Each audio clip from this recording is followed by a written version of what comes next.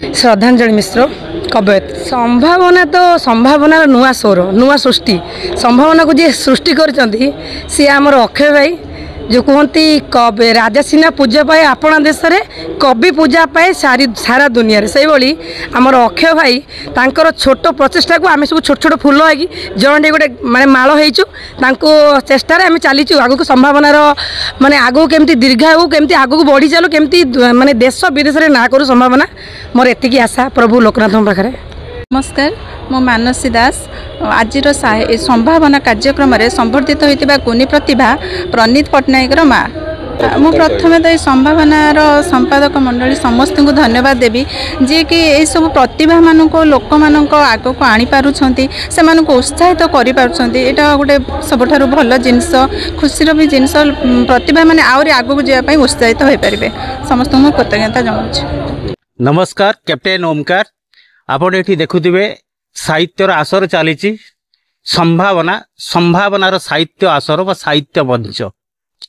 जेते मंच आम देखी जीवन में सबू मंच भितर यार भिन्नता रही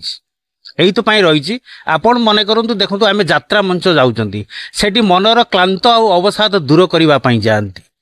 आमे राजनीतिक मंच जाऊँगी राजनीतिक मंच रे आमे केवल घर भांगिवा कथा आ मिछ किपरि कुहा जाए ता शिखिबा पाई जाइथांती किंतु ए जो साहित्य मंच ए मंच रे आपणकर ऐतिह्य संस्कृति परंपरा आपणकर अस्मिता विभिन्न शिक्षणीय जिनिस जानिया पाई ए साहित्य मंच तैयारी होता है ए साहित्य आसर जमी थाए कारण ए साहित्य आसर होउची समाजर परिवर्तनर स्वर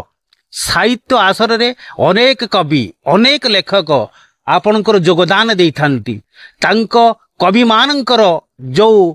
कलमर लिखन जो कविता बाहरे से आपणकर ईगल झड़ सृष्टि करे लोक मानक मन रे हस भी दिए खुशी भी दिए कारण कविता आउ आपणकर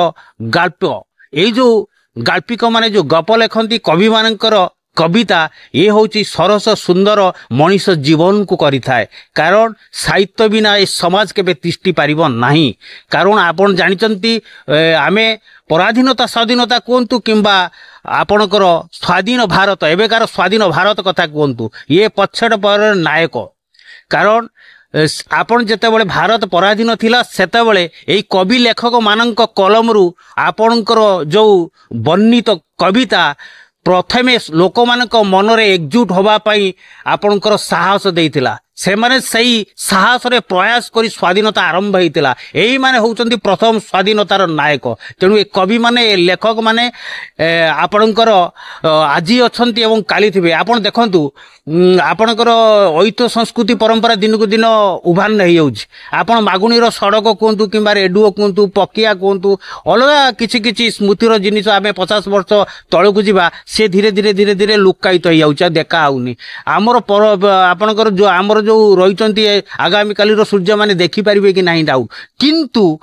जे पर्यंत ए कवि माने अछंती जे पर्यंत ए लेखक माने अछंती जे पर्यंत हाथ रे कवि मानकर कलम अछि से पर्यंत उड़िया ऐतिह्य संस्कृति परंपरार चिन्ह रही आउ रहिबो एई मानक कलम रु पुणी बाहरिबो मागुणी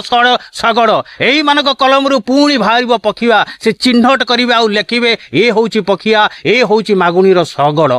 तेणु करी जे पर्यंत हमर कवि अछंती जे पर्यंत लेखक अछंती गाल्पिक अछंती से पर्यंत साहित्य बंचिची बंचिबो एवं बंचिथिबो ए समाज रो नुआ को परिवर्तन हबो एवं नुआ सूत्रपात सृष्टि हबो नुआ अस्मिता तैयारी हबो। जय जगन्नाथ।